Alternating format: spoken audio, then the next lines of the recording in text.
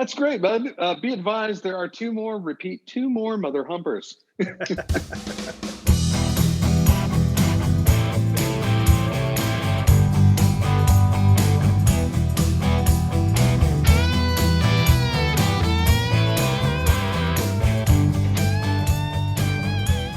Hello and welcome to the 7th episode of Cinema Decon, deconstructing and overthinking the movies of our younger years. My name is Steve, and on this podcast, we will revisit the movies that we keep in the back part of our minds as flawless masterpieces, untouchable by any criticism. And hopefully they stay that way. Join us as we rewatch a randomly selected movie from our list of 300 plus from the 80s, 90s, and 2000s. With me on this journey is my co-host who always knows how to use the right household chemicals in the proper proportions, Aaron. How are you tonight, Aaron? Thanks, Steve. You know, for a short week, it's been pretty painful with playing catch up at work, including doing a 4 a.m. cutover on Sunday morning. So I'm still slightly asleep. Thankfully, I was able to squeeze in some much needed movie time. Excellent. Yeah, we took about a 2-week hiatus here with the July 4th holiday and other things going on, but it's good to be back to talking about movies. Absolutely. So what we do here at Cinema Decon is rewatch an old movie with the hopes that they're still as good as we remember them. Then Steve and I meet up to talk about it, point out our high and low parts, and give it a rank and place on our mega list. Before we watch our target movie, we first record our memories and recollections of it. Then we proceed to go and watch the movie. So far, our memories have been both perfect and completely wrong at the same time. This week's episode is brought to you by Walter's Homemade Vault-O-Matic. Handcrafted by the finest materials New Mexico has to offer, the Vault-O-Matic will send you soaring over the competition with grace and style. And be sure to check out our new Pogo version for those interested in breaking records. Walter's Homemade Vault-O-Matic. Just remember, nothing vaults like a waltz. Today's movie is the 1990 horror comedy Tremors, directed by Ron Underwood, written by S.S. Wilson, Brent Maddock, and Ron Underwood, starring Kevin Bacon, Fred Ward, Finn Carter, and Michael Gross. All right, Steve. So what is your first memory of Tremors? I have vague recollections of Tremors. You know, it's part of our generation's movie lexicon, and I have seen it, but it was so long ago, and I was a kid, and I know I was terrified of it, and I've never seen any of the sequels. My recollection of what I remember is truly the Kevin Bacon standing on top of cars with his buddy. And then the guy from Family Ties the dad from Family Ties is the gun nut. And there is a scene where it attacks his basement. and I think it's like you picked the wrong basement, dude, or something. Yeah. Boy, did you pick the wrong basement. And then something with the finale where they're all like trying to walk very slowly on the ground. And that's truly all my recollections of Tremors. I have not seen that since I was single digits. Oh, wow. I was introduced to this movie by a friend that used to live over by my dad's house when I was a kid, probably about 10 or 12. His parents own or ran I want to say it was like a video shop down the corner. It was one of those off-brand video shops, like one-offs. And I remember this was one of his favorite movies at the time. So we'd actually drag a TV up on top of the roof of this video store and watch it on there. So we were like meta in the movie about climbing up on the roof of the building to watch the movie about how they have to climb up on the roofs of buildings to get away from these snakeoids. One of the bigger things I remember Fred Ward in it because I remember him from being in a couple other things. Wait, what did you call the things? Gravoids, gravitoids, something like that. I can't remember what he called them. I didn't know they had names. I thought they were just like underworms or underground worms. Liu Shen from Big Trouble in Little China, the guy that ran the Egg Shen? General store. Egg Shen, thank you. He's in this? Yes, he's the guy that ran the general store. He gave him a name. It was like Gravoid or Graboid or something like that. Huh. Yeah, he is totally in this movie. Along with the little girl is the same girl from Jurassic Park. This is the Unix system girl. Oh, she's God. in this. And then Reba McEntire. So, I got to be wrong on the year then. What year did this come out? So this movie came out in 1990.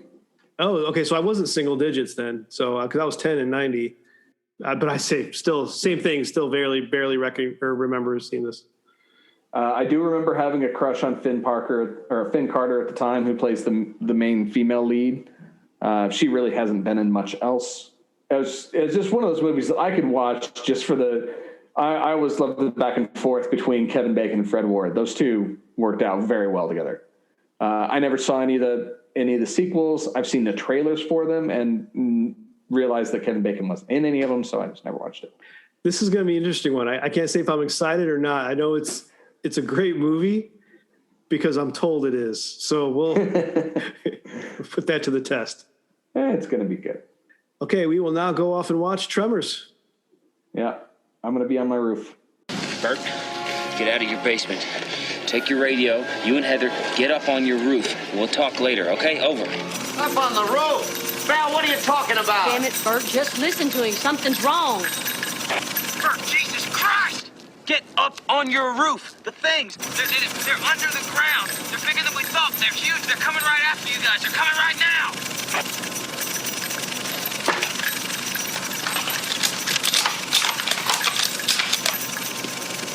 We don't see anything, Val.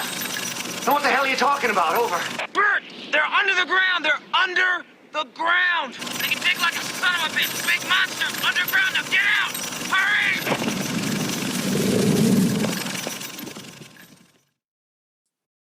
And we're back. We have watched Tremors. So, Aaron, you mentioned in the pre-watch that you had a crush on Finn Carter. Does that have anything to do with her running around in her underwear? I have absolutely no idea what you're talking about, and I resent the implication. It wasn't like I was like 10 years old when this movie came out or anything. But you did watch this watch on top of your roof, right? For old time's sake? Back then, when it first came out, I watched it several times. The first time I can't remember if it was the first time, but one of the first times I watched it, we actually went up on the roof of my buddy's video store. So kind of got a little meta experience in there. Thankfully, the roof did not cave in, but it definitely adds a lot to the experience. And how big was that TV? Oh, God. It was a fabulous, like 15, 17 inch. Yeah. straight out of like Little Shop of Horrors quote, a beautiful, expansive 12-inch screen. It was color, though, so we got that going for us, which is nice. So Tremors opens up.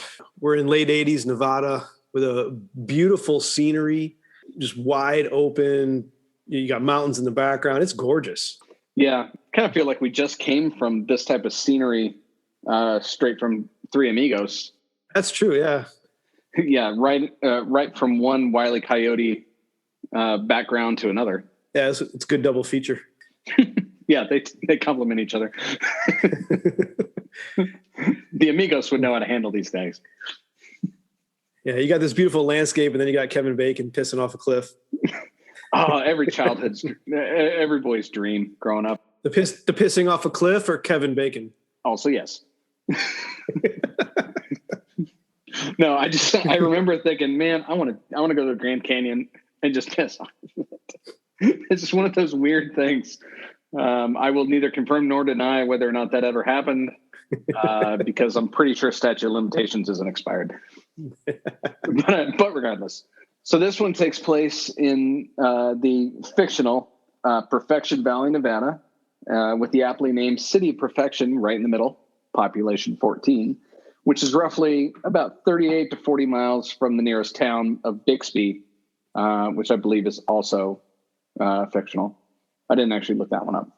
The place is basically a geographically isolated valley. We know they have the cliffs that Kevin Bacon was found peeing off of are on the north side, and then there's mountains on the east and the west.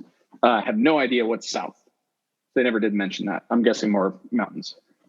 Well, it reminded me of the little ghost town off of Fort Irwin in the Mojave Desert out there. You've got a ghost town called Calypso, which is roughly 30 miles from Barstow. The whole area that they skip over in Independence Day, that they pass right over that on their way to Area 51. But it's exactly that. I mean, Yeah. I don't know what it's based off of as far as the actual screenplay, but it just reminded me so much of that because I went and toured that ghost town when I was, out there for work, but it was just like this. Who knows? Maybe that's where they shot it. I should have looked that up, but I didn't have time. Yeah. I do know that as far as scenes go, they did build the town themselves, and there's only 2 interior shots in the entire movie, which is Walt's store and Burt's basement. Yeah. Everything else is just outside in the town center or out in the middle of the desert. So we've obviously already met Val. I don't think we know he's Val yet. He's just Kevin Bacon at this point, pissing off the cliff, to which he strolls over to his truck with somebody sleeping. It ends up being Earl, but he's sleeping in a sleeping bag in the back. And Val's trying to wake him up, and he gets this funny idea by looking over at the 3 cows. And he starts jumping on the truck, rocking it, and yelling, "Stampede," to get Earl to jump out. So Earl ends up crawling out and falls on his face, still in the sleeping bag, out the back of the truck. Yeah, no foreshadowing there. They call that a Chekhov's gun. The 3 creatures in the distance, and the guy in a sleeping bag, worming himself off a cliff there. No foreshadowing there. Spoilers. They got good buddy cop chemistry between them, Val and Earl. They have this rock, paper, scissors thing they do with them where Val perpetually loses. I had that too. I was putting notes every time they played rock, paper, scissors. And even the one time they should have played rock, paper, scissors, but Earl decided to give it to him. But yeah, they're like the handymen for hire in this 14-person town. I'm assuming they're 2 of the 14 because they live there. Or they live somewhere. They don't live in the truck because later on they were packing their stuff up into the truck from that's right, a trailer. So they do live in the trailer, but that's the only time we see them. We meet pretty much all of the population 14 except for Melvin's parents, who were supposedly out in Vegas. There was like a throwaway trivia there. They keep leaving him and to do whatever hell he wants in town. You can tell by his attitude. Yeah. Melvin's a shitbag. But then they get to work on some barbed wire, fixing some fence posts. Nice gag of Kevin Bacon missing the staple like 10 times. Yeah, cannot hammer to save his life, and then he hits it the one time. It shows right off the bat that they're not good handymen. No, which is why they're in this small town and not already in Bixby. So then they're driving around. It's like they had the 2 outstanding jobs. They had either to go over to Burt's to do the linoleum, or it was trash day. So they had to go get trash up. And on their way out there, this is where we meet Rhonda. So Rhonda is the new college student down there from, I believe, Mesa State University. Another trivia note. I didn't catch that. Yeah, all the sensors that she plants have the stamp property of MSU on the side, so I looked it up. Per the Tremors wiki, which is a lot bigger than I expected it would be, she is from Mesa State University. She doesn't quite meet Kevin Bacon's long list of requirements. Good Lord. No, blonde hair, blue eyes, and legs that go all the way up. Which, I mean, I'll give her some leeway on the legs. She was wearing the wrong shorts to be able to, at the time, to be able to discern that. But yeah, he's naming off all these qualifications for his checklist. And as soon as they pull up, she meets absolutely none of them. I mean, she looked like a complete dork in that first scene. Yeah, with the sunblock on the nose. I mean, who actually does that? I have never in my life seen someone put sunblock only on the joke. Have you never I've seen commercials. Commercial? Yes. I've seen commercials and movies and TV shows, but never in my life have I seen someone put sunblock on just their nose.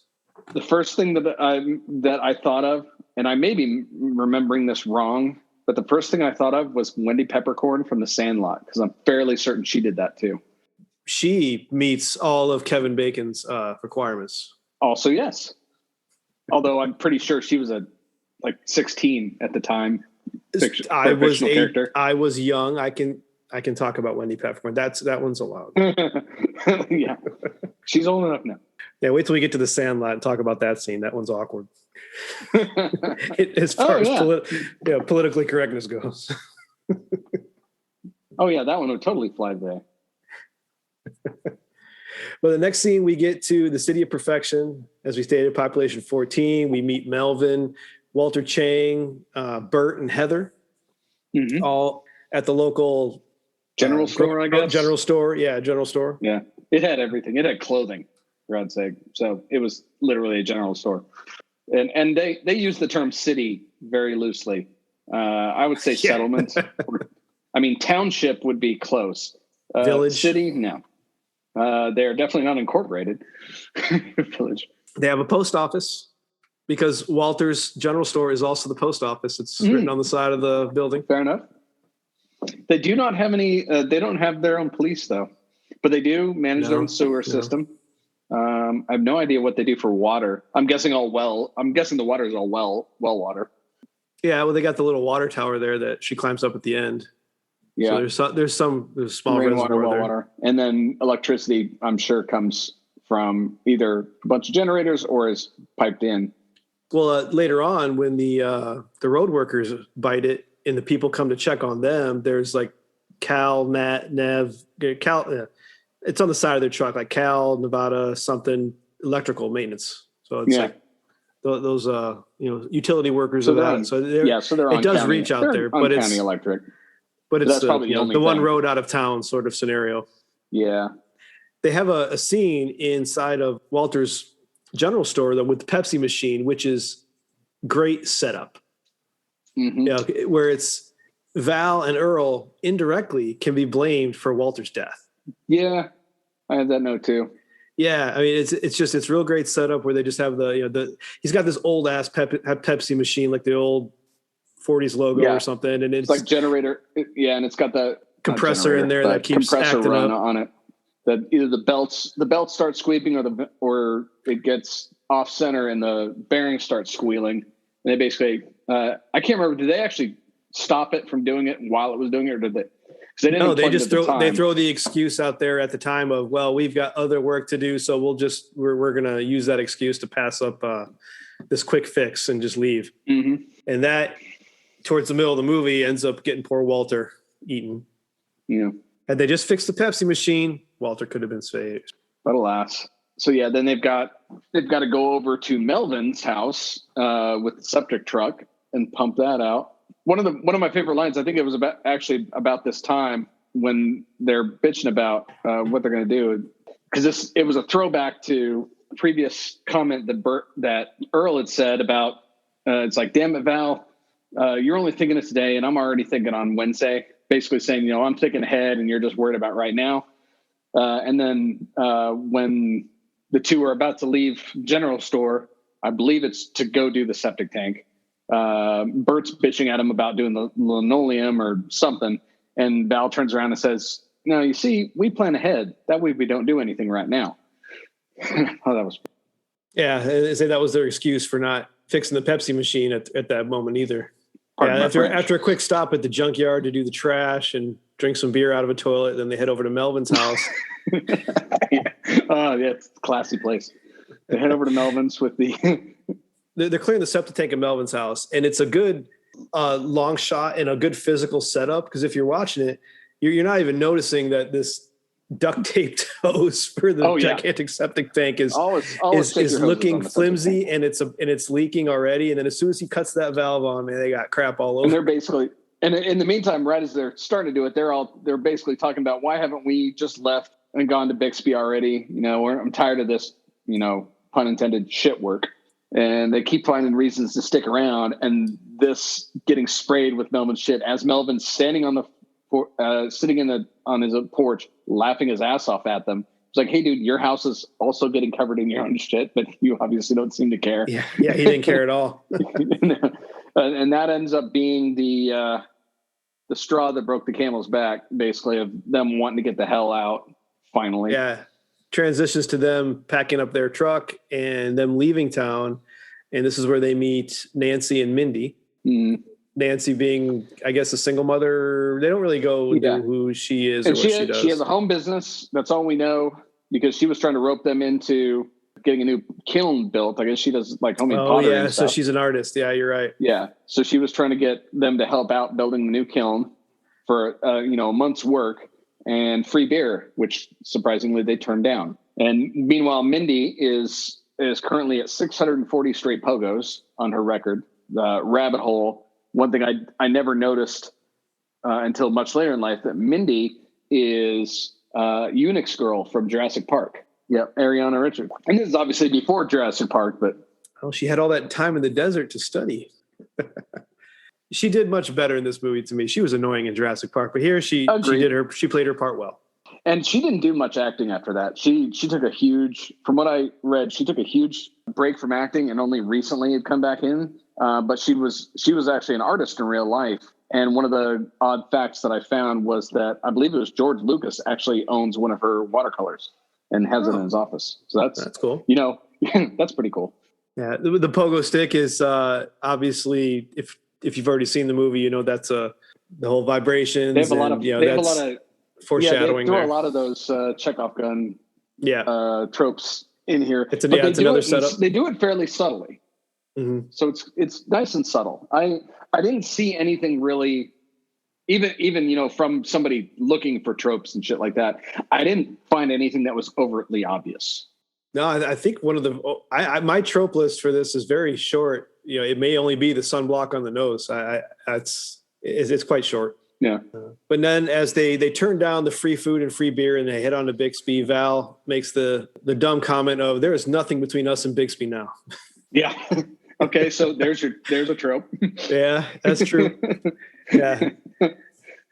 As soon as he says that, then they notice their buddy Edgar hanging up on a power line tower.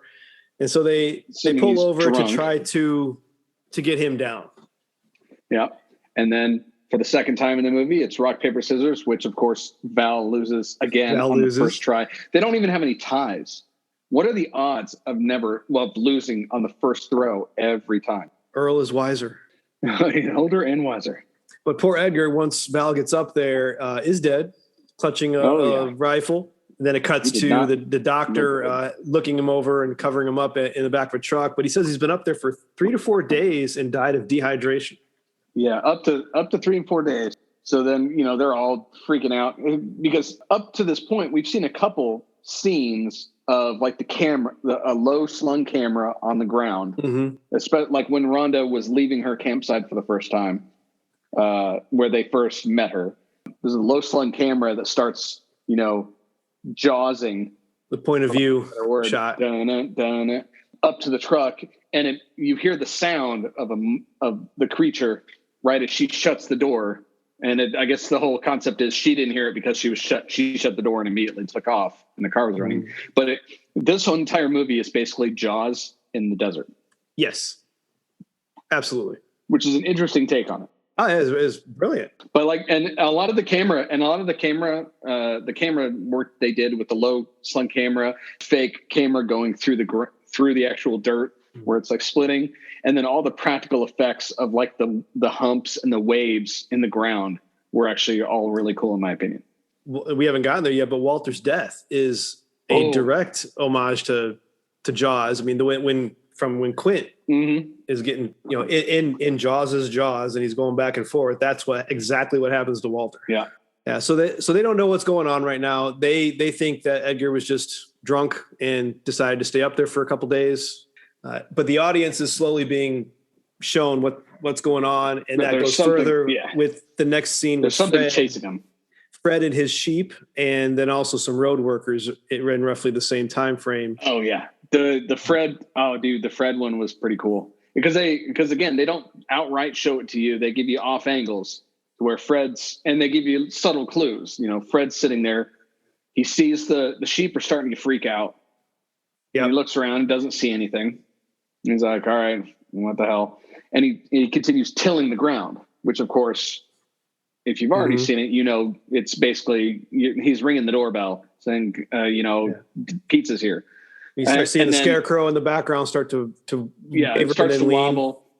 And you think he's going to stop because the scarecrow doesn't really make much noise when it leans over, but you think he's going to stop. And as he turns right before he actually looks at the scarecrow, and you assume you're going to get this weird look from his face saying, what the hell just happened to my scarecrow? Boom. he just goes straight down off camera. You don't see anything. Mm-hmm. He just disappears.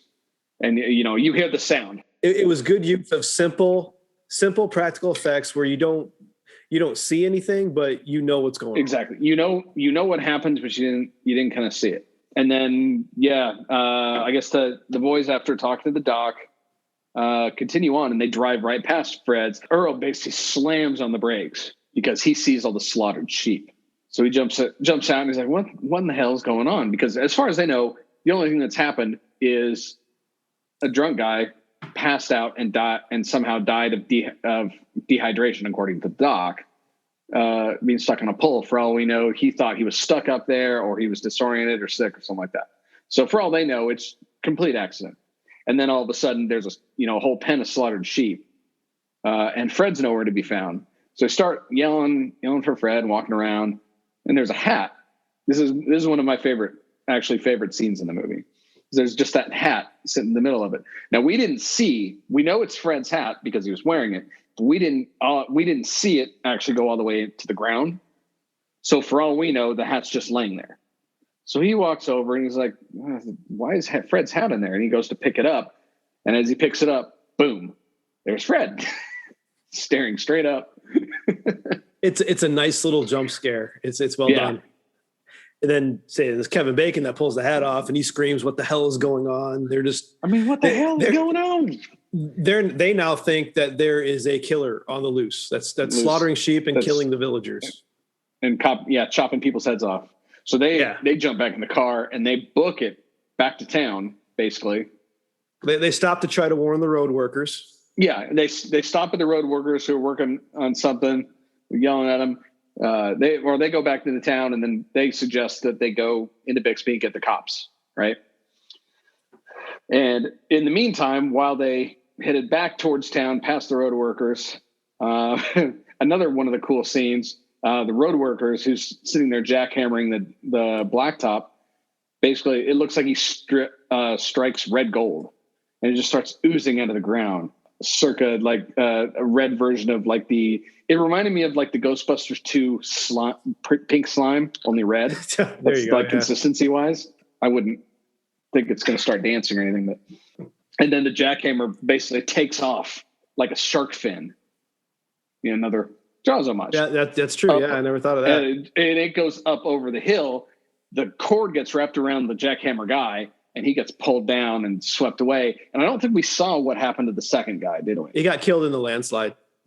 Oh, yeah, that's right. The jackhammer caused the landslide, and the rocks. Because that second road worker and Earl are the only two people to die of non-creature deaths. Because Earl dehydrated, and this guy got killed in the landslide. I mean, indirectly from the creatures, but technically, they're the only two that didn't die. Yeah, they don't. They don't get full points for that. They just get an assist. So then we head to Walter's store. We meet Hector, another villager. He's got missing cattle. Val and Earl are raving about what they've seen, and there's a killer on the loose. Phones are dead. We got to head to Bixby for police.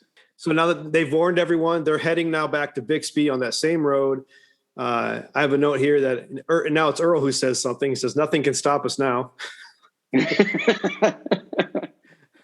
And then the road is blocked with the landslide and both workers are dead. Yeah. So now there's definitely a serial killer on the loose. Yeah. So he backs up and spins like a reverse J-turn and slams the back of the truck basically into the rock wall. It's kind of a beater truck. They don't care. But then it won't go forward. And he's like, well, shit, you're hung up, man. You're stuck. And after a while, he shifts gears. I'm not hung up. He shifts gears, and it finally gets enough torque to break free. He's like, told you I wasn't hung up. So now they get back to town again to tell them about as they're driving. smoke. As they're driving back to town, Earl pulls out this big Colt in the cab of the truck, and he makes sure that's loaded. Man, he's pointing that thing right at Val. The muzzle discipline is gone. He's just pointing at him the whole time he's driving. which is mirrored by if you watch Burt or Heather handle any of the guns. They did very well on. Burt and Heather handle guns. Yeah, surprise, surprise. Oh, didn't know they were into guns. Yeah, we'll get to there. Not everyone can carry. That's because they can't carry around the cannon. The fuse is for my cannon. What do you use a cannon fuse for? My cannon. Anyway, so they get back to the store, and everyone's wondering why they came back, and they're again raving about all of what they've seen. Burt and Heather are there now, and they all find the tentacle that was actually wrapped around the axle of the truck. Yeah, looks like a giant snake or eel at this point, ripped off. Burt has no fear, just reaches up in there with a shovel and grabs it right off. Yeah, it looked like it was wrapped around the axle and then clutching the rear shock. Yeah, it was biting the rear shock, so that's how it got stuck. So they literally had to rip it out of the thing, which is kind of impressive. And you got Walter who never misses a deal. He buys the tentacle after haggling it down from $20 to $15.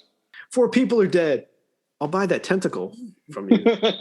Never misses a deal. And then proceeds to sell pictures of it. What was he selling the pictures for? 15? $15 a picture, yeah. 10 or 15 bucks a picture. It was something like that. Cuts to Val, and they're like, $15 goddamn dollars.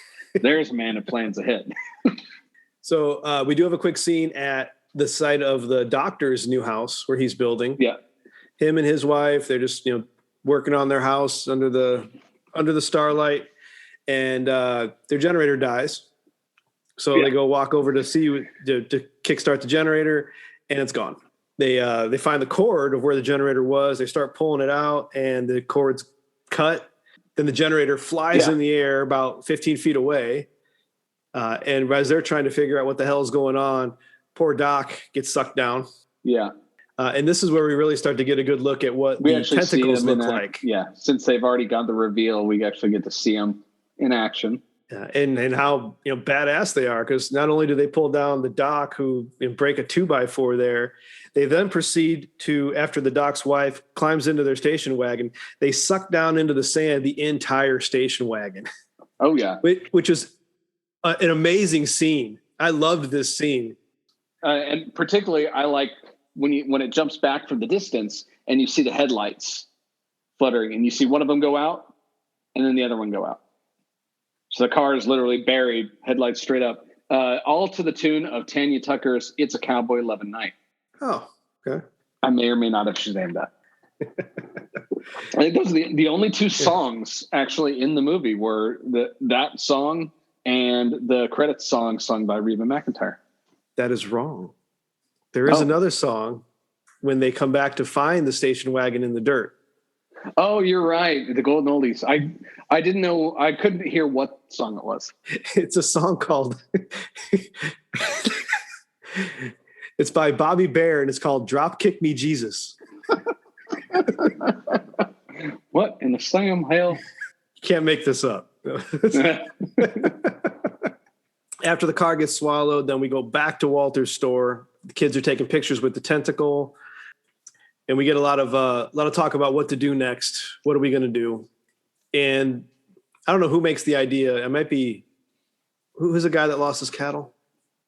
Hector has the idea of using the local horses to take horses to Bixby, since all the cars are pretty much shot now.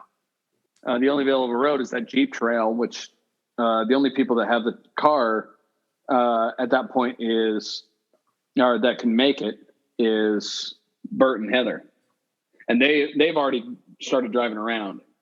Oh, not yet, because I got a note here, because you got Reba McEntire talking a lot in the store, and I have a line here. A lot of her lines are ADR. They're additional dialogue. You can tell. I don't know, maybe it was her accent or whatever, but her mouth wasn't matching at all. It was her lines were off screen.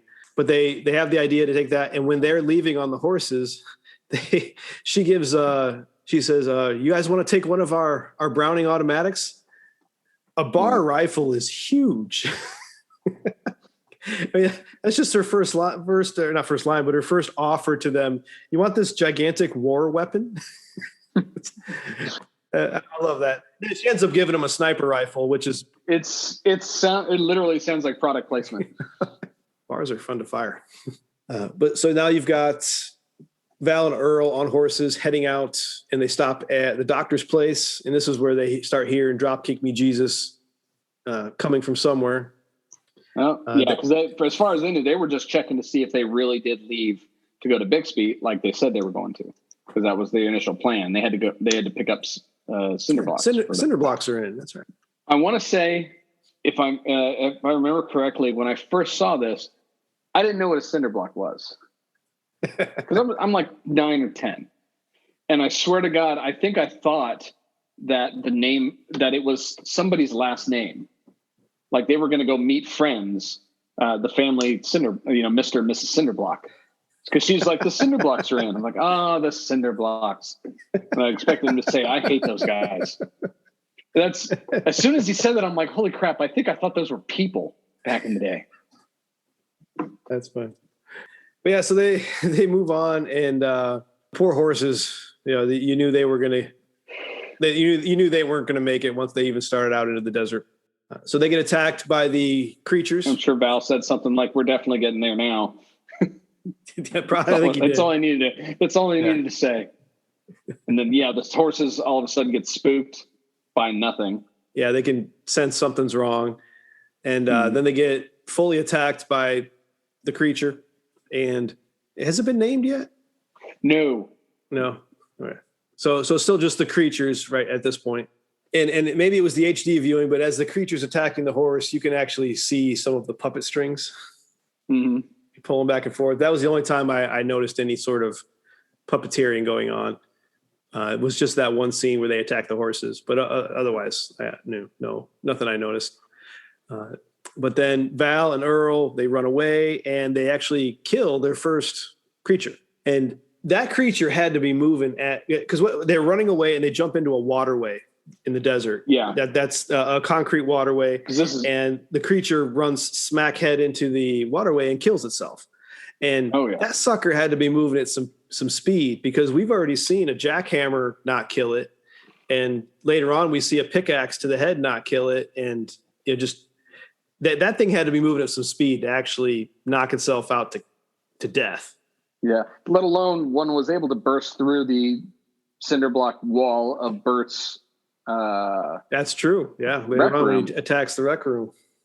So this one literally, and my theory on this is it knew the wall was there when it burst into Burt's place. It had no idea the wall was there. That could be when it was chasing them. So it was going way too fast. So because Burt's wall, it hit it a couple times. Yeah. Yeah. It softened. So it was going slower and basically, ground itself through. But regardless, this is where it finally bursts out of the ground, and we see what it is. This huge thing that has the tentacles that we saw coming out of its mouth as basically like multiple tongues that hook you and pull you in. Yeah, right as they actually run into Rhonda, who's out there in the desert as well. So she gets to see this as well. Yeah, she strolls up. It's like, hey, did you guys notice anything weird? She's like, what the hell is that thing? And Kevin Bacon, I found the ass end. Oh yeah. Earl and Rhonda are pulling the wall apart down where it broke through to see the thing. It's dripping with this orange bloody goo and everything. Meanwhile, Kevin Bacon is up top digging it out, and it's a good 30, 35 feet. You think? Probably about that. Yeah. And he's like, I found the ass end. It's like, holy shit. They can see that it's got no eyes, it's got no nose, it's subterranean. Yeah. So then Rhonda, the voice of science in this movie, is basically explaining it to them and the viewers. I want to say it was really a good choice to make her a seismology student. They could have made her anything regarding the desert, but to have her, study, seismic movement and earthquakes, whatever, because then that character trait allowed her to say, hey, my readings show that there are more of these because things happen simultaneously. It's a good way to show the number of enemy that are out there. That was a good character choice on her. Mm-hmm. Yeah, it definitely lends credence to her scientific knowledge of everything. So they make a run for it, and then they end up on these gigantic rocks out in the desert. Yeah, as they're walking back to her truck, which is the closest thing now the horses are gone. So they book it up to the rocks. And that's when it comes out and jumps after them. Yeah, they're stuck on the rocks for a long time, overnight. And, so there's a lot of conversation and there are a lot of speculation. What are they? Where do they come from? What's the purpose? And I have a note here of a great line from Kevin Bacon. It's like, yeah, big surprise for the Russians. Yeah, that dates the movie as far as pre-Berlin Wall falling and everything. Yep. So I want to say it's supposed to be like 88 or 89 in the movie. I think it's 89. Which also explains the survivalist mentality of Burt with the bomb shelter and all the rations and everything. So now they've realized why Edgar was up on the pole and why he died of dehydration for 4 days. Because the thing literally will wait you out. At this point, they have to figure out, they see, her truck's over there. It's a bit of a ways. You kind of notice in the scene, but you're not looking at it, that there are additional rocks and boulders lined up all the way to her car. Mm-hmm. That's not something that's mentioned yet, so you don't even think about it. Val and Earl are arguing about what they're going to do, and Rhonda, of course, is in the background coming up with the absolute idea, and they're just ignoring her. So she's finally, fuck it, I'm going to do it myself. Goes down there and grabs 3 of Walt's homemade Vaultomatics. She's like, you guys ever knew a pole vault? And just goes. Why were those poles there? I don't know. Because they wouldn't be for like fence posts or anything. Yeah, they're too tall. I just wonder why are those things even there? They're not, and they looked like they were wood, so they wouldn't be like electrical conduit. So I don't know. There for plot armor. Yeah, they do make it to Rhonda's truck. She reaches in and hits the gas with her hands and steers.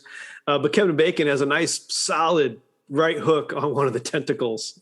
Yeah. It was just a nice punch. and then Rhonda's literally driving, stepping on the gas, no steering wheel, no sight or anything. And those two haven't even realized it, so they're just still sitting in the back until she's trying to they're celebrating. Can someone help, please? Because you can see in the background scenery, she starts out on the road and then obviously misses a turn because nobody's steering. I'm like, Jesus, man. But they do make it back to Walter's store. Now we've got pretty much everybody in the store. Everyone's kind of freaking out. Walter's talking about naming things. Yeah, him and Melvin are discussing the correct naming convention. And this is where Kevin Bacon has a flip out moment of, they're coming right for us. He picks a map up off the wall and he just starts pointing at random places on the map saying that, they've trapped us in this valley. We got to get out of here. Yeah. And he literally points like, here's the dock. Here's Fred. Here's where we found Edgar. Here's the construction workers. And it's literally a straight line. I'm like, yeah, it is the one time you actually see a map of what the city perfection and the valley looks like though. Yeah. And throughout all this, no one's even thinking about poor Mindy. Oh no, she's still going around trying to double her record.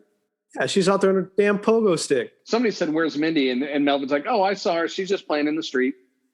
And I'm thinking, did you not just completely miss the conversation we had?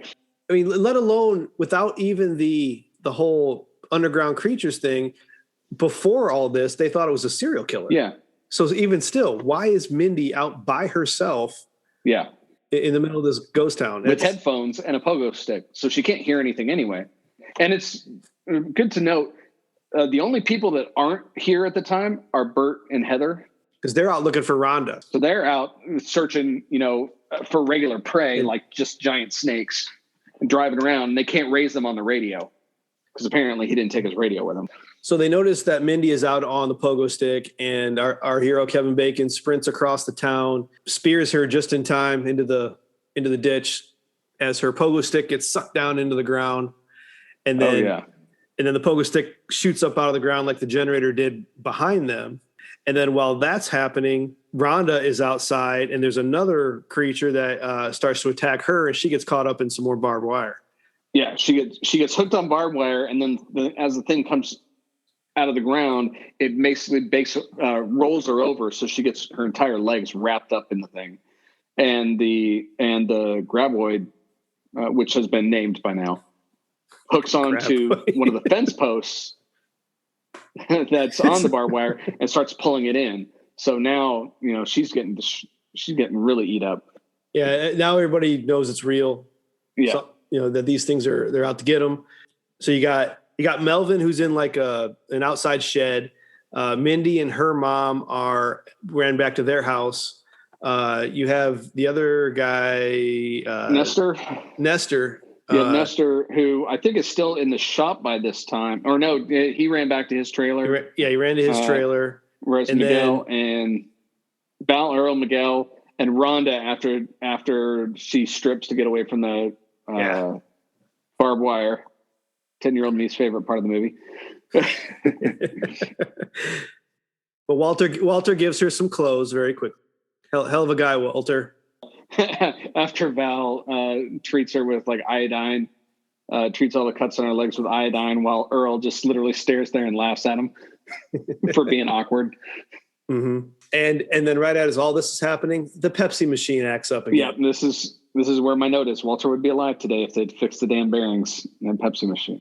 Yeah, so that Pepsi machine acts up. They jump on top of it, trying to quiet it down, do something, but it's too late. The creature has been summoned and bursts up through the floor, and poor Walter is the one that gets caught, and he dies a very gruesome Jaws death. Oh, yeah. I mean, that one was gruesome. I mean, because up till now, all the deaths have been either off screen or they've all been off screen. Really, that was the first one that was shown. Yeah, everything's been off screen. This is also precipitated by one of my favorite cool practical effects in the movie, which was as one of the grab boys was going under the, I guess you would call it the patio or the decking on the outside of the general store, that was all wood planks. So the wood planks just all wave all the way through it. I thought that was really cool. Yeah, that was neat. The dirt's one thing, but that little wave thing was pretty cool. But it's at this point that they all are like, well, shit, we need to get higher ground. So Val and Earl are already by the Pepsi machine, so they jump on top of it. Rhonda's in the middle of the store, and Hector's also over there too. Rhonda's in the middle of the store, so she jumps on the shelving in the middle, and this is when Val sees the hatch to the roof. He's like, well, let's everybody get to the roof. So they all start moving that way. The grab boy thing, of course, can still hear him, and it ends up dominoing over the shelving for Rhonda as she gets knocked off the last one and out the window, right as Val and Earl jump up to the roof and run out to see what the hell happened to her. Thankfully, she got knocked out of the window right near the water tower and was able to climb up onto it real quick. As they all climbed up onto the water tower and the roof, and they start yelling to the others, Melvin and everybody else, get up on your roofs, get up on your roofs. Why in the hell were the others against getting on the roof? That was just a weird, to me, it seemed obvious, duh, get higher. Yeah. But Melvin's like, why? And then it shows Mindy and her mom throwing their hands up. Like, why would we do that? The only thing I could think of is like maybe Mindy and her mom and maybe Nestor couldn't hear him. Melvin, of course, being maybe just Melvin's an idiot. And Melvin's an idiot. But one thing I liked about the end of that particular scene was it starts to cut over to Burt's bunker, where you've got Reba McEntire with binoculars. It's a great shot because it's a long wide shot going from left to right. It shows the water tower and Rhonda, Walt's store, and those guys up there, all the way to Nestor and then Nancy's house. Yeah, it shows that everyone's there, and then a confused look on her face. And Heather's like, "What in the Sam hell?" And she starts trying to tell Earl about it, or Burt about it too. She's like, I don't know, something's going on over there. Everybody's up on the roof. Before that, Burt jumps on his CB, try to raise Walter, to which they have to lower Kevin Bacon down by his feet through the window to grab the thankfully cordless CB. Otherwise, that would be a very annoying conversation to have to stay hanging there. We don't need power. But yes, it's wireless. Egg Shen, he knows things. As Val's trying to tell Burt and Heather to get up on the roof, Heather's not listening, and she starts their bullet polisher or a case polisher, which of course is very loud. Yeah, as that thing starts spinning, making noise, and they see the dust trails of the 3 graboids like book it, or at least one of them book it towards Burt. So he tries to warn him again, and he can't. And now Burt can't hear him because of the damn machine, which leads to one of the best scenes in the entire movie. Oh yes, yeah, because as you got the conversation between Val and Burt over the CB of Val trying to tell them that these things are underground. They're under the ground. They're under the get out of there. Ground. And as that's happening, you get a graboid start to pound the outside of the bunker. Yeah. Or rec room. I love that he calls it a rec room. And to think this movie would have ended a lot differently if the graboid had hit the opposite wall. Yeah, that's true. That's where all the guns were. It just so happened to hit the one wall that didn't have any of their necessary guns on them. As soon as that graboid breaks through the wall, you've got this camera pan to the left, and it's just gigantic wall of every firearm you could think of that's handheld. I'm surprised there wasn't a bow and arrow. I'll bet if we go back and screenshot it, or I'll bet you there'll be a hunting bow in there somewhere. I'm sure somewhere in the Tremors fandom wikis that there's a list of every firearm that's up there. Like an inventory. Yeah. But you can see the old M16 that Reba uses for a while, and they got Uzis, and they've got Uzis. She's firing a bunch of handguns. She fires a flare gun straight into the dude's mouth. And then the flare gun throws it off, and then Burt is able to finish it off into the elephant gun. 2 shots with an elephant gun. Broke into the wrong goddamn rec room, didn't you, you son of a bitch? Oh, it was a great scene. And the rest of the people think that they've died because... Yeah. All they heard was on the radio, Jesus Christ. And then it cuts off. And then a few seconds later, just gunshots. Once that's done, then you get on the CB coming back, them saying, we killed the mother. We got them. We got that mother humper. Yeah, mother humper. That mother humper. Like, that's great, bud. Be advised, there are 2 more mother humpers. They took out the word fucker throughout the movie. Yeah. They had it in there. They wanted a lower rating, so you hear sucker, you hear mother humper, you hear just that's one big mother. So back to the town center. There's a bit of a lull, but then the graboids start to test the building foundations because everyone's quiet now. They don't know where they're at. They know they're there, but they can't figure it out. They can hear them through the buildings, but they can't figure out where they are, kind of things. Because they're obviously going to be muffled and they're not where they should be, so they're trying to figure it out. So they start, trying to mess with the buildings, and they get to the weakest of all of them, which is the trailer, and poor Nestor, we hardly knew you. He gets knocked off the top of his trailer and goes to the highest ground he can find. Highest ground he can find, which is a tractor tire, which doesn't last long. He literally gets sucked straight through it, which is also a cool indirect death scene. It's actually the last death scene. Nestor is the last one that dies. Point. It's a very good point. I mean, not to spoil the rest of the movie for all of our, intrigued listeners. Yeah. There's a lot of tension that you hear there because you don't know that going in, but that's actually the last death. And the only one we saw on screen was Walter. So now they need to, they tell Burt and Heather that they need their vehicle, that their vehicle is the only one that can get out because Val and Earl's Jeep has no more tires. The tires got popped and the horses are gone. And the horses are gone. So as they're trying to tell them about this, and as the buildings are starting to collapse, the graboids decommission Burt and Heather's vehicle as well, their GMC.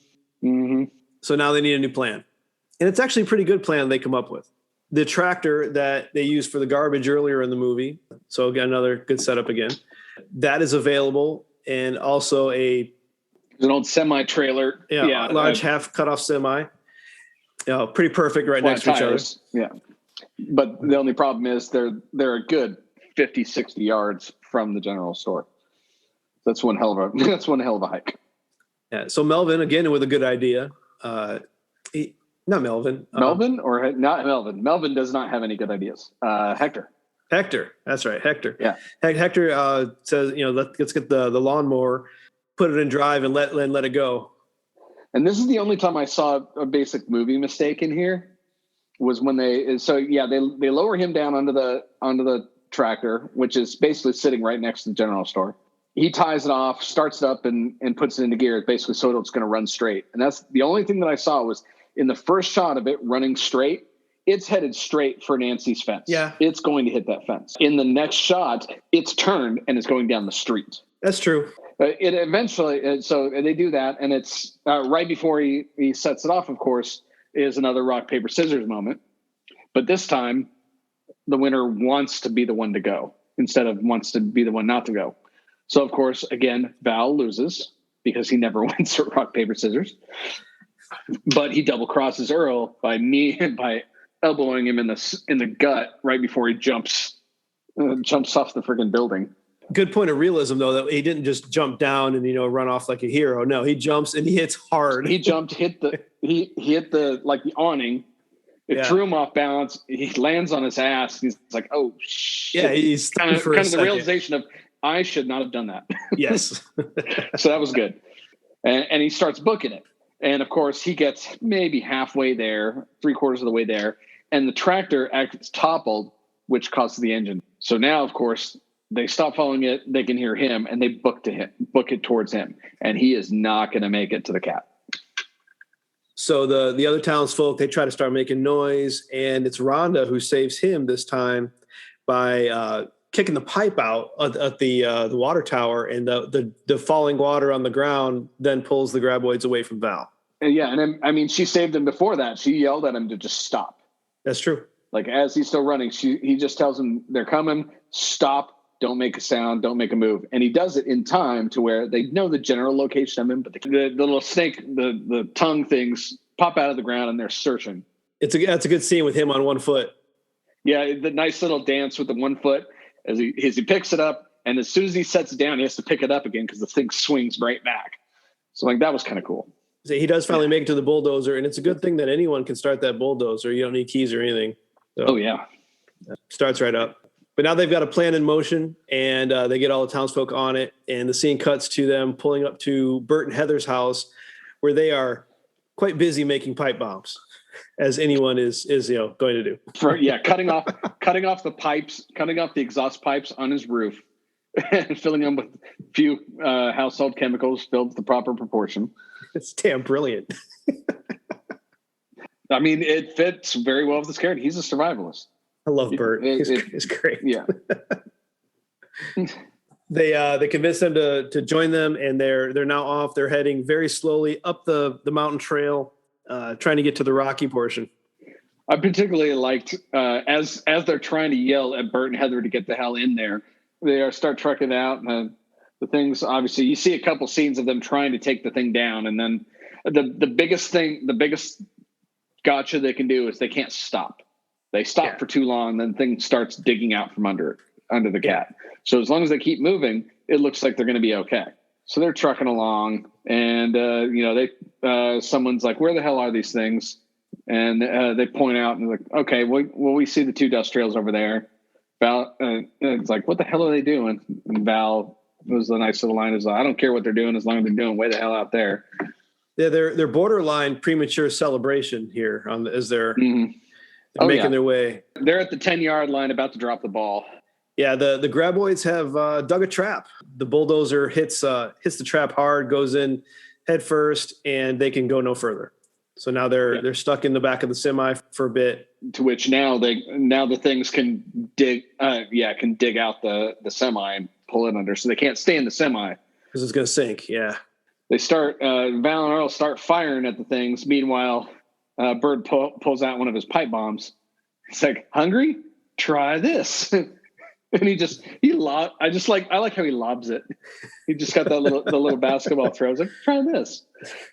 Everybody down. And then boom.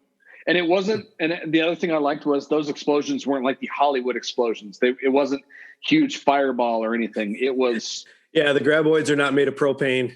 Yeah. Propane and propane accessories. It was a real like a concussion type explosion. All dirt and everything. Looked good.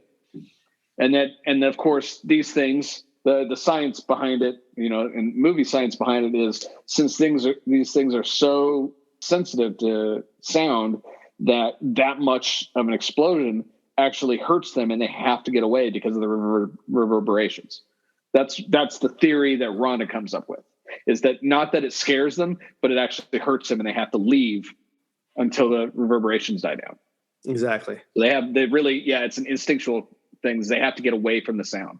So they decide, okay, well, this is how we're going to get off this thing, is we're going to bomb in the direction we want to run to get those things, get the hell away from where we want to run. Which is a great idea. I mean, it's playing on that theory well. Yes, scientifically sound. If that's the theory. And they obviously throw another one, make sure the things do get away, and then they start running. So they make it to the rocks, similar to when there was out in the middle of the desert with the pole vault stick. Now they have to decide what to do. There's a lot of conversation about what their next steps are. Burt and Heather are kind of pissed that they left the house because they had food, water.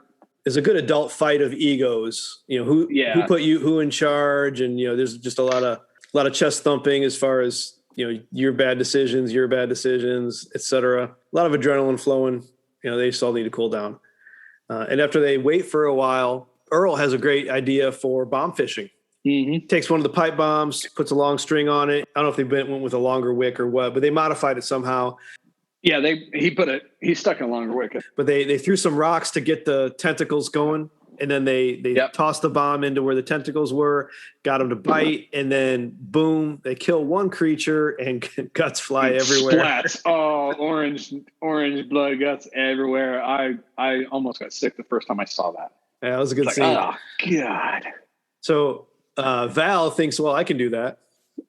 Yeah, he's not going to be outdone by Earl's lasso thing. But he technically does do it. It's just that these creatures are smart. They adapt very quickly. And so when he gets the creature to bite, the creature then spits it right back out at him, and it just so happens to land right on their bag of bombs. Yeah, it bounces off the rocks. So it lands on the bombs, right? Everybody scatters to either get to the other side of the rocks, or in the case of Rhonda, Val, and Earl, they run off the rocks onto the dirt. And then, all the remaining bombs explode, except for the one in Val's hand. Why was Val? I didn't notice. Why did he have a bomb? When did Val pick up another one? I don't know. Yeah, when did he pick up another one? I'd have to see that again. And why would he have another one? The only thing I can think of is it was already laying there, and he grabbed it on the way out. Had to be. I didn't even think about it at the time. But yes, so Val's got one bomb left. Rhonda has the lighter, and Earl is just out there with him, and they're all standing still in the desert. Yeah, everybody on the rocks is telling him, why don't you run back, throw the bomb so you can run back? And he's like, yeah, but then what? Then we're stuck, and we're going to die on the rocks. And then that's the other thing, is the thing plays possum on him. It jumps out of the ground, and then everybody starts making noise on the rocks. Yeah. Even Burt jumps down on the ground to try to trick it, and it just sinks back in. Yeah. But you don't see it move. You don't hear it move. So Val, picks up that, nope, it's just playing possum. It's waiting for us to move.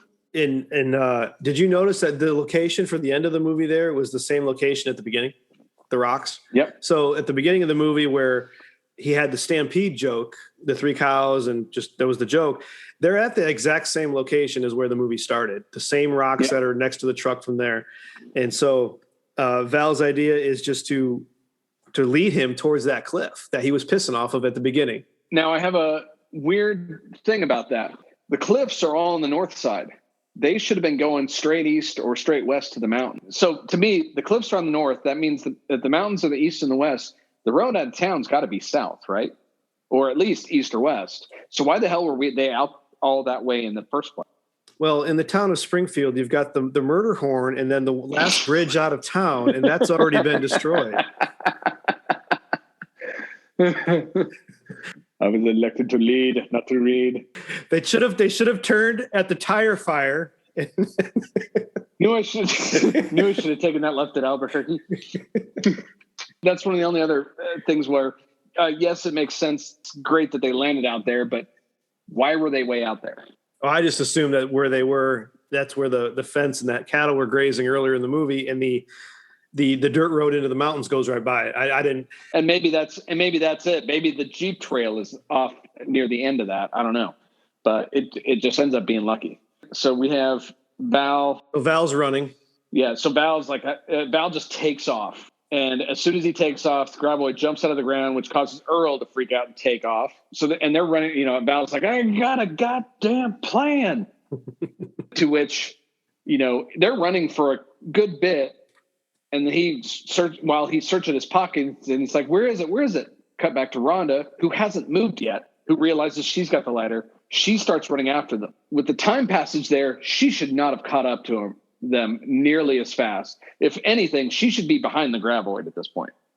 But somehow she immediately catches up to him. Well, Val's plan was missing a key element since he didn't have the lighter. Yeah. Great plan, but you didn't have all the resources, man. Yeah. That's why you need a PM. And then Earl follows him for no apparent reason other than, buddy support. Yeah. And running away from the thing. So they run and they get to the, I hope it's a good plan, because you see, this is the point where you see where they are next to the cliff. Yeah. And they're running straight for the cliff. So they don't stop at the cliff. And Earl, I guess, thinks he's going to throw the bomb to mislead it so they can run back to the rocks. But Val's got a different thing in mind. He's twisting the wick to snap it really short, and then tells Rhonda to wait basically as long as they can before lighting it. And of course, he throws it right. He times the throw pretty good. He throws it, so it hits the ground right as the thing passes on a really short fuse, which guarantees that it's going to go off behind him, which is what Val wanted it to do. Earl didn't know that. Earl was like, God damn it, you threw it behind him. But it scares the graboid just enough to send him barreling straight toward Val and towards the plateau, and he heads straight down and splatters on the rocks below. Oh, and that was nasty too. Can you fly, sucker? Can you fly, sucker? Can you fly? So everybody's saved. We go to the town center again, wrap up. Everybody's safe and happy and clean, fixing their truck, getting new tires on the truck. Yeah. And we get a nice scene of Kevin Bacon being super awkward. Yeah. With the girl. As Rhonda takes those two's picture, and then she starts walking towards him as he's standing near the driver's door of his truck. He surreptitiously reaches into the I forgot the name of the thing. The visor. So he surreptitiously reaches into the visor and pulls all of the blonde hair, blue eyed, girly pictures. I say girly pictures. They're pictures of girls that he dated that all fit his list. He immediately pulls all those down, while Earl fakes going to work on the engine. In the meantime, just laughing at him under his breath, or just basically face palming of Val being so damn awkward. But then Val goes after her, and they have a kiss as the credits roll. Hold on, I'm working up to it. I don't know what a girl like that wants with a guy like me. She's going for a goddamn PhD. And thus, the credits roll to the sound of Reba McEntire. So my thoughts on this movie is this was a great movie. It is wonderfully written, a tight screenplay, because it feels like no scene is wasted.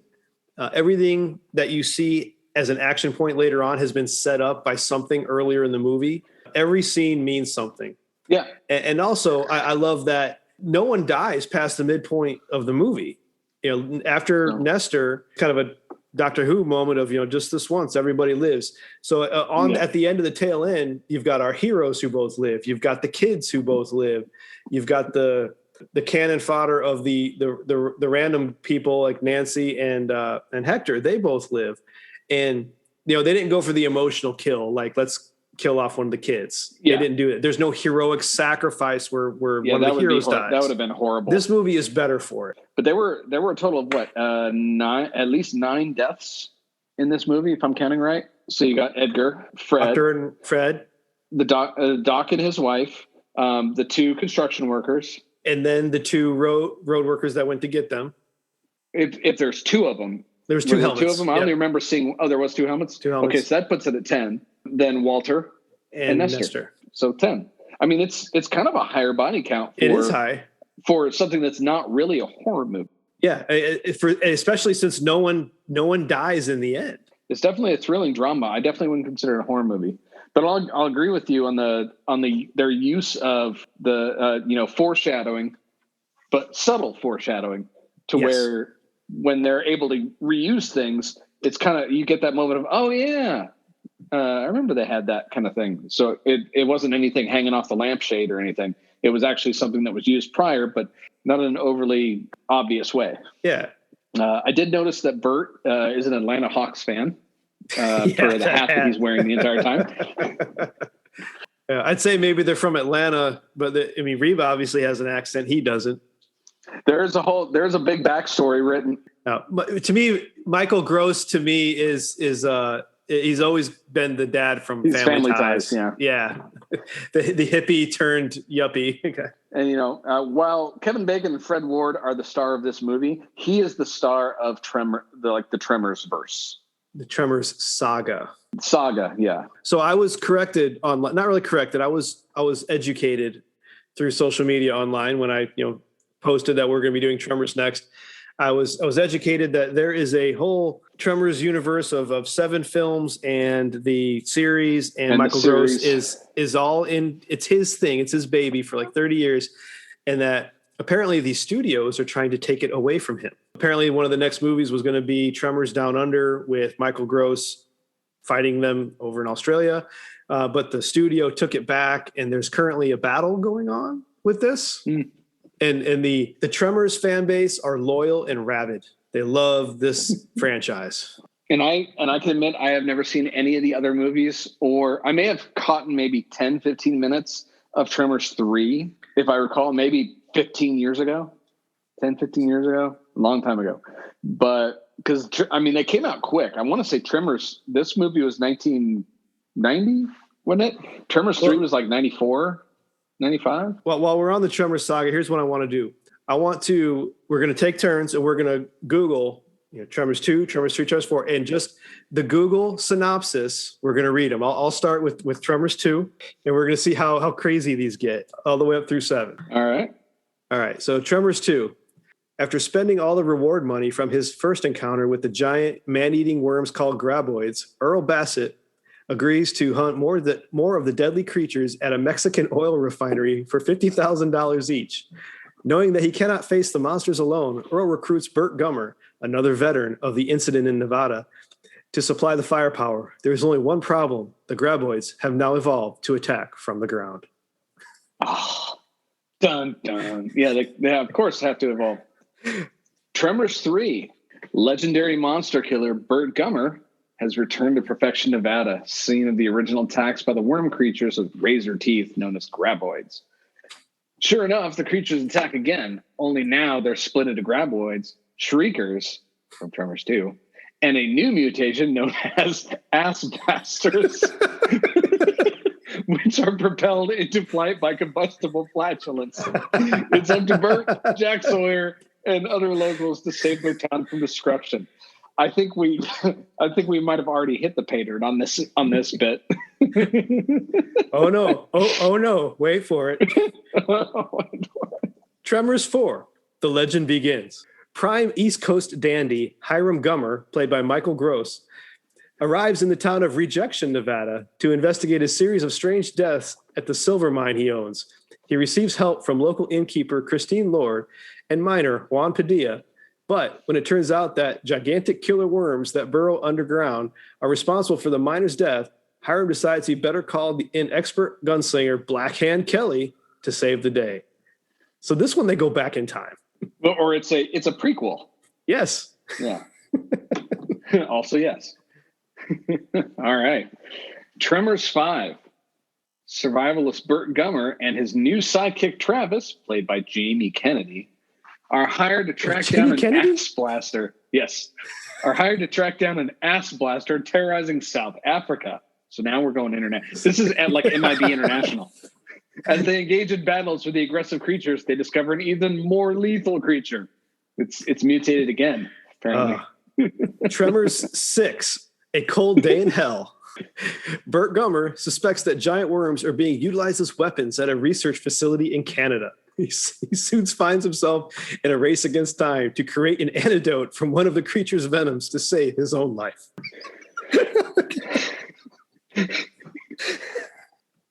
Tremors 7, Shrieker Island. Burt Gummer must save the day when a wealthy playboy unleashes a giant carnivorous worm and other monsters onto a tropical island. That's all I got. Tremors in Paradise. Tremors 2. Worms in Paradise. We won't go into the series, but yeah, so that's where all the movies. Yeah. Oh, sweet Lord. Well, on the upside, Michael Gross had a prolific film career in there. When did 7 come out? Tremors 7 was 2020. Oh, no shit. Yes. Let's see what the time frames on here. So 1990 to 20. That's 30 years. That's 7 movies in 30 years. It's actually not bad. Yeah, and then great. the Tremors TV show was 2018. Okay. So yeah, we had 1990. Tremors 2 is 96. I was wrong. Tremors 3 is 2001. So it was a while before Tremors 2, and then Tremors 3 2001. And they found their audience and they rolled Tremors with it. 4. Tremors 4 2004. They're all all the additional ones are straight to video, but. And these movie posters are phenomenal for all of them. These are great. I'll have to post about that. Just a little collage of all 7 of these pictures. These are great. So who from this movie would you like to recommend for the Cinema Decon Hall of Fame? So I was at a tie on this one. I would say the obvious hint, like Kevin Bacon, and that's mostly because he's the more well-known one on there, but I'm not going that direction. I like Burt. I really do like Burt, but I got to go with Fred Ward. Him being the yang to Kevin Bacon on this one. I think the dialogue between those two, character-wise, were really good and kind of made the movie. And so I kind of like Fred Ward in this one. See, my vote is for Kevin Bacon. I don't think this movie happens without him. And yet all these 7 other ones, the 6 other ones do. The story happens without him, but the movie is not as successful as far as the cult status it achieved. It's Kevin Bacon's I'll give you that. charisma and his character. When I think of Kevin Bacon, I think Footloose and just he's kind of smooth. He's a ladies guy as well. But here he's awkward amongst Kevin the ladies. Bacon is a redneck. No, I don't. And I think that he makes this movie. I think that I think it should be Kevin Bacon. I can get behind that. Awesome. Congratulations to Kevin Bacon as the newest inductee to the Cinema Decon Hall of Fame. So we now have 6 degrees of Cinema Decon. It's true. So if you were to look at this movie from a different perspective, what would be your take on that? This one's hard to answer because there's such a small cast and and you can't really say from the antagonist point of view because they're worms. Yeah. Yeah, you'd have to go with someone who survived the movie. So, and obviously the series goes with Burt from here on. But I'd like to go with Melvin. Yeah, because Melvin has issues. He's a kid. His parents, according to lore, are out in Vegas, and they always leave him alone in this middle of nowhere. He's scared crapless, and he's a kid. So what is he thinking? What's going through his head? How old is he supposed to be in this movie? I would assume a teenager. Where does he go to school? I want to know what Melvin's deal is. We're assuming this is summertime. So I had a little issue with that. My first thought was Mindy, because for half the movie she's just pogo sticking around with headphones on, so she misses an entire movie. So the start of her story is literally being tackled by a grown man in broad daylight off of her pogo stick in the middle of the thing. That's got to be traumatizing in itself. But I had a much better idea. So this only works from a time frame of right about when they get the cat and start heading over to Bert's house. This is when another county official comes into town to try to check on the first county officials. So I think, this is from their perspective. They just roll into town and all of a sudden they see their coworker's car open, 2 bloody helmets on the ground. They see the bloody helmets of construction workers that drive into town, which is deserted. That would be a great Tremors apart. One take on the Blu-ray. Just like the follow-up workers, like what the hell is going on here? And then all of a sudden you hear gunfire and explosions coming from up north in the cliffs. You have no idea, and the guy's probably like, "What the shit are these people doing?"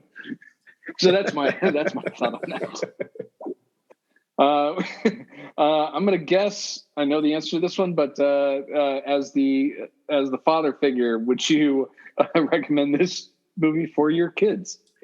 No, I had to watch this one on my own this time. Kids were not involved, which made it harder to watch, definitely. I enjoyed it immensely, but I don't think they would have reacted well. I would say, it's PG-13, but I watched this when I was 10. It does have a lot of gore and fright, and so I would wait till at least 10 or 11 before letting them watch Tremors. I would say a lot of things would have been saved if these people all carried walkie-talkies with them instead of having to yell across town. I'm surprised with no like inner town phones or anything, which obviously there's no need to, but like walkie-talkies, you'd think that'd be kind of an obvious thing. There's the two people that have CB radios and maybe the doc, but like walkie-talkies, I'm surprised they don't have, because today's technology, this movie would be entirely different. I mean, with cell phone and internet, it would change the story dramatically. Even a satellite phone, where they could call for help. That's it. And I would say I'm fairly certain sat phones might have been a thing during this time. It's probably just hugely expensive, and nobody in the town of perfection could have been able to afford those. Now Burt would have probably put a second mortgage on it just to do that. But I think that his biggest thing was he liked the isolation. So that's true. That was why he mentioned that. That's why they settled there. To get the fuck, because he hates people apparently. As far as a different version of this movie, I can't picture one. I mean, I'd love to see Tremors the musical, but I just don't know how that's going to work. Those little grad boys.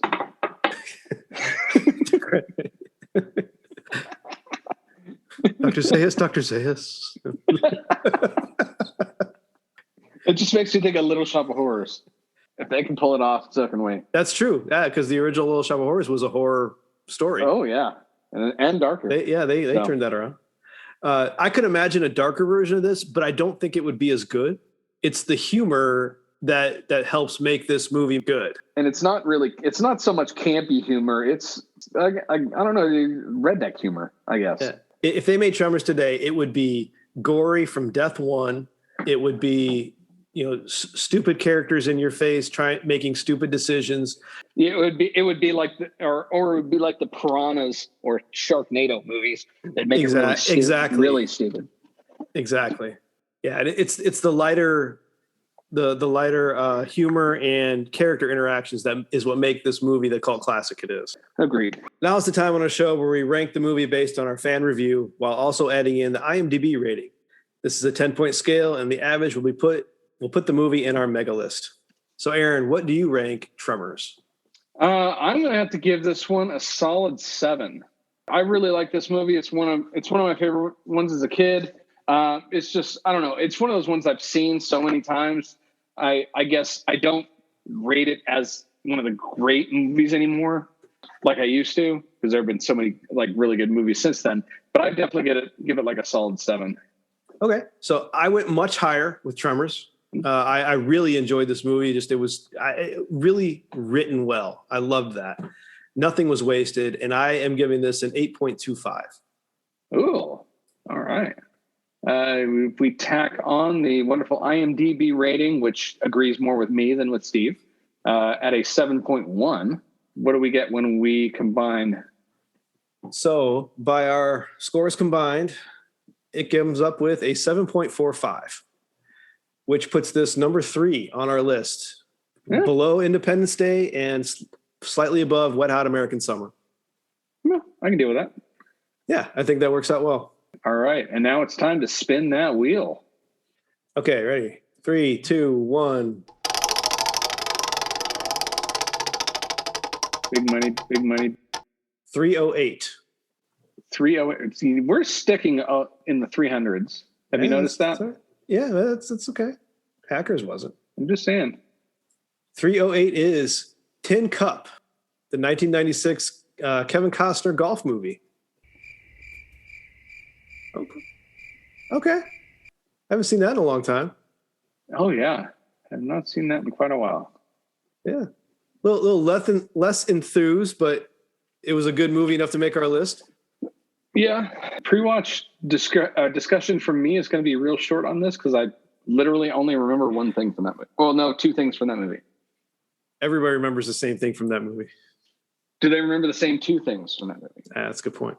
So, Steve, this is about the time we talk about a new show or any other shows or movies that we're watching currently that I'd like to give some props out to. Is there anything that you're watching right now that you'd recommend to our listeners? So my media pitch this week is not necessarily something I'm watching.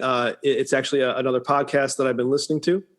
Had some time in RV trip over the break here. I found a podcast called First Contact, a Star Trek The Next Generation intro cast from the people at the Spoil List. I love it. They're going from episode 1 and they're halfway through season 4 right now.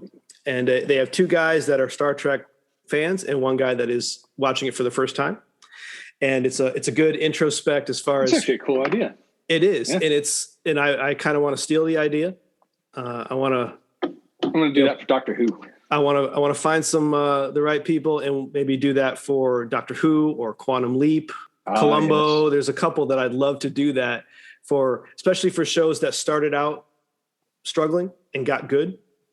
Especially, and you get someone that has never watched it before and has been told that this is a great show, you need to watch it, and then they see their baby steps of the show and give their honest opinion, like, yeah, that's not good. Whereas the fans are kind of in the wings going, oh, just wait. But I've actually been talking to them. They're fellow podcasters, and I've been chatting with them a bit just about podcasting in general. And good guys.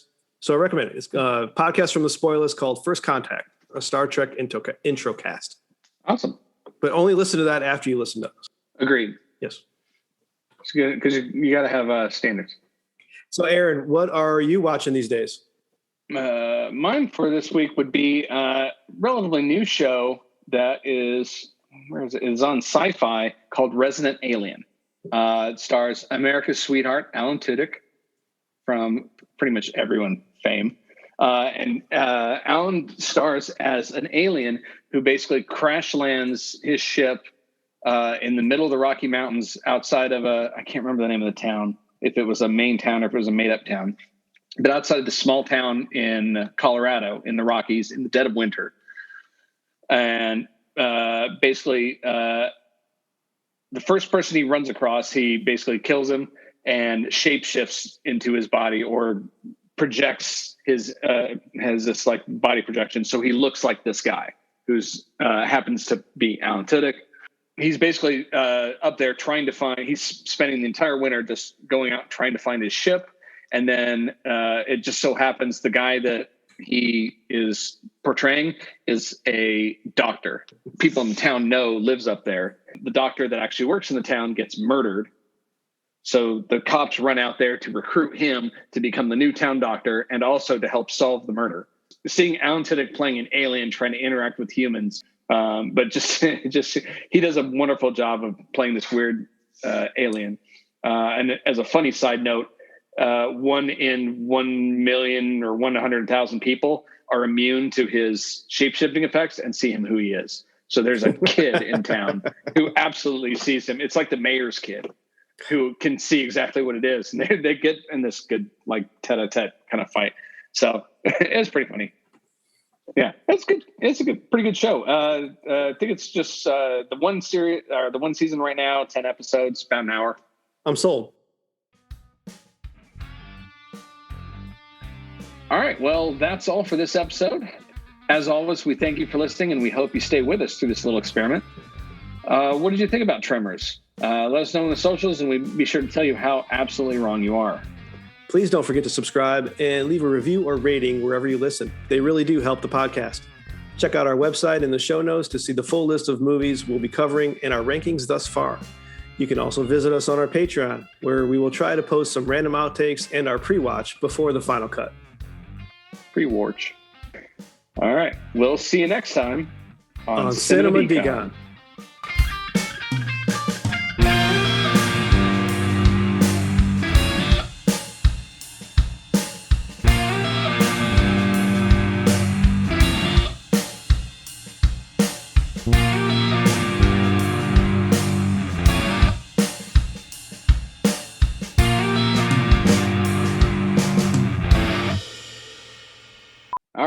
Take 3 or 4 or 5.